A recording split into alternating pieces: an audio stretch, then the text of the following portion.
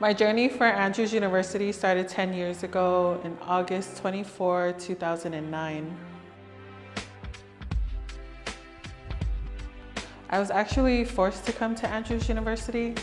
I went to go visit my family in Vista, and then when I came home, my parents said to pack my bags that I was flying to Andrews. So it wasn't my choice, it was more like my family's choice for me. I studied in the political science field. I would say my family, my parents, my siblings, especially aunties and uncles, and our community here in Berrien Springs, our SPY community and our Samoan community as well. I feel like I've already impacted the world. I'm not a statistic. I'm one less Samoan who's not in jail. I'm one less Samoan who isn't known for just playing sports. I also want to be a counselor, so I feel that it's a field that not very many Samoans go into because clinical mental health is a big issue in our society. I felt validated. I accomplished something. I didn't really feel anything until I was actually walking in through the doors of graduation.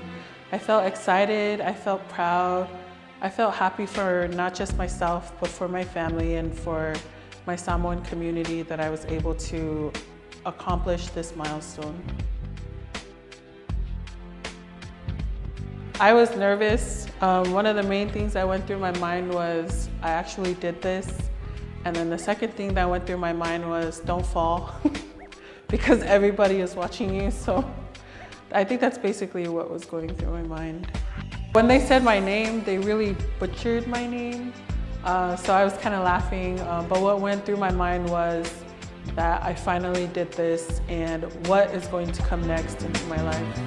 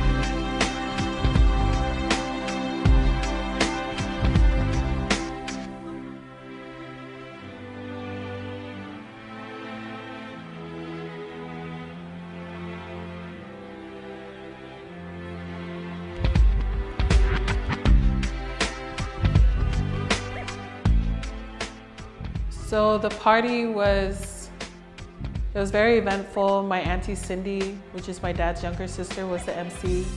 My Samoan community and also my SPY family were there to celebrate with us. We were able to watch dances by cousins, Precious and Princess, and also my sister. And then we ended with my kaulunga.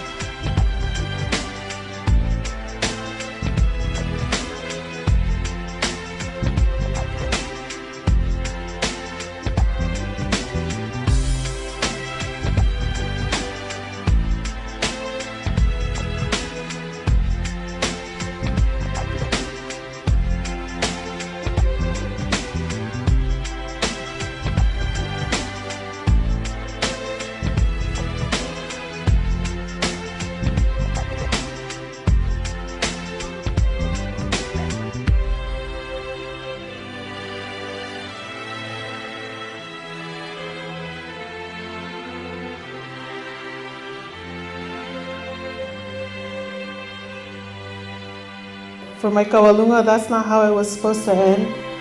But you know, when you graduate, you don't just graduate for yourself, you graduate for your parents. And that's who I did this for. I don't know why people always cry when they talk, but but if it weren't for my parents, and if it wasn't for my aunties and my uncles who pushed me to go back to school, I don't think I would have finished, because I left school and I was working and I decided to party, and my family was like, hey, what the heck are you doing? You're too smart. You're too pretty, of course, to throw your life away. So by the grace of God, I was able to go back to school, and I wish my grandpa was here to witness this, because of course I'm his favorite grandchild, but that's beside the point. My grandpa, when we were growing up, he had his bachelor's degree and he went to La Sierra, and he was the one that everyone in our family looked up to, and no one else had a bachelor's. So when we would be smart Alex to him, my grandpa would say to someone, eh, I'll go ya unga bachelor's degree, So what he basically said was, don't none of you be smart Alec to me, because I'm the only one with my bachelor's degree. So if my grandfather were still alive today, I would say to him, you know what? I can be fiapoko to you now, because now we both have our bachelor's degree. But I just want to thank each and every one of you for coming here. People always say, you know, Polynesians, you guys are known for eating. You guys are known for playing sports. And I'm just offended, because I'm like, what? There are so many smart Polynesians, you have no idea. And because of all of you here today who are able to stand behind me, stand in front of me, and stand beside me through my journey, I just want to thank all of you for coming here. Everything that you have bestowed upon my family, I pray that the Lord blesses you in turn. And I just want to thank those of you who came far away, who drove here to come and dance. I want to thank you guys for putting your items together. I want to thank my family. It was a really crazy weekend. We were all getting crazy and yelling at each other to put what we put together today. But I hope that you all enjoyed it, and I love you all so much. And please, take some food. Thank you. My next step is to be a clinical mental health counselor. I applied for the program here at Andrews University, and I actually had my interview today, and it was all pretty positive. Going into this master's degree, it wasn't thought of lightly. I prayed to God about my master's, and I told him to direct my steps. So I currently work for a rehabilitation center for alcohol and substance abuse, and it's called Sacred Heart. It's here in Berrien Center. And I told God that if clinical mental health was the field that he wanted me to go in, then he would open the doors for this job. So I do currently work for this rehabilitation center, and everything looks like it's coming along smoothly. So my advice for those of you who want to come and pursue a higher education would be to trust in God and to rely not on your own understanding, but to actually listen to your parents. A lot of us, especially me, I was so fiapoko, I was hard-headed. I thought I knew everything when I came here. And this was 10 years ago. So I finally now have my degree, and it was all because I started listening to my parents' advice, to my aunties, to my uncles, and I started trusting in the Lord and putting my life into his hands and not relying on my own understanding. So I want to thank my family in New Zealand, in Samoa and Australia for all your prayers and for your encouragement to me. Thank you for everything that you guys have done. I want to thank my family in California. For those of you who flew in, my heart is full of blessings, and I pray that the Lord blesses you all in turn tenfold. I want to thank everyone who encouraged me along the way, whether it was a hug or a handshake.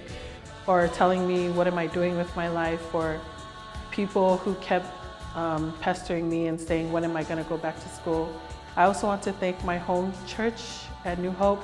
Thank you all for your encouragement, for your prayers. Thank you.